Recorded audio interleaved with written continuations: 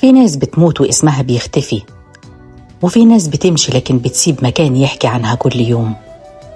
النهاردة مش هاخدك تتفرج على قصر، أنا هاخدك تقابل إنسان حب مصر لدرجة إنه بنالها حلم وسابه أمانة بين إيدينا. ويمكن بعد الحلقة دي كل مرة تعدي من قدام قصر البارون مش هتشوف حجر ولا تماثيل ولا مبنى قديم، هتشوف قلب فضل يدق بعد ما صاحبه غاب. تعال امسك ايديك ونمشي سوا اكتر من 100 سنة لورا، لحد ما نوصل لراجل جه من اخر الدنيا ووقع في حب بلد، فقرر يكتب اسمه فيها بالحجر بدل الحبر. ودي مش حكاية قصر، دي حكاية حب لسه واقفة في قلب القاهرة. تعالوا ما نبدأ الحكاية. كان اسمه إدوارد إمبان، رجل أعمال ومهندس بلجيكي من أغنى رجال أوروبا في زمانه.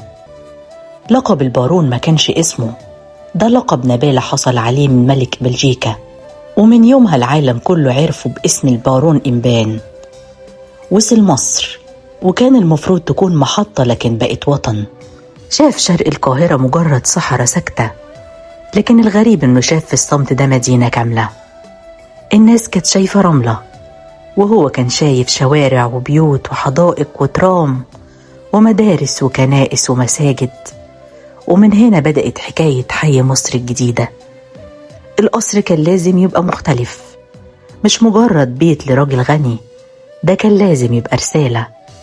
عشان كده استعان بالمهندس الفرنسي ألكسندر مارسيل، استوحى تصميمه من معابد الهند، عشان أول ما تشوفه تحس إنك سافرت آلاف الكيلومترات من غير ما تخرج من القاهرة.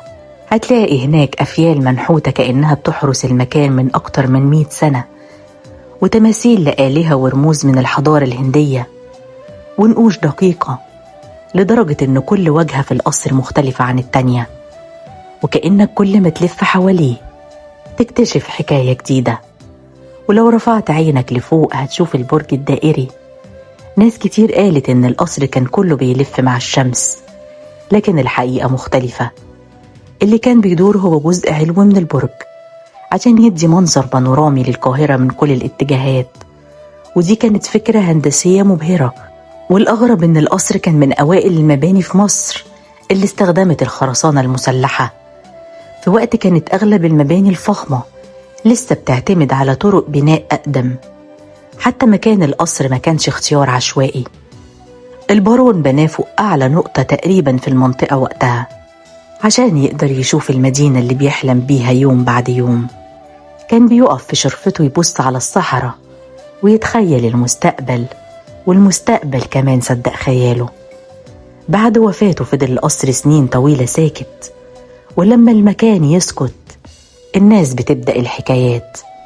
طلعت حكايات عن الأشباح والأنوار والأصوات، لكن المؤرخين والوثائق عمرهم ما أثبتوا أي واحدة.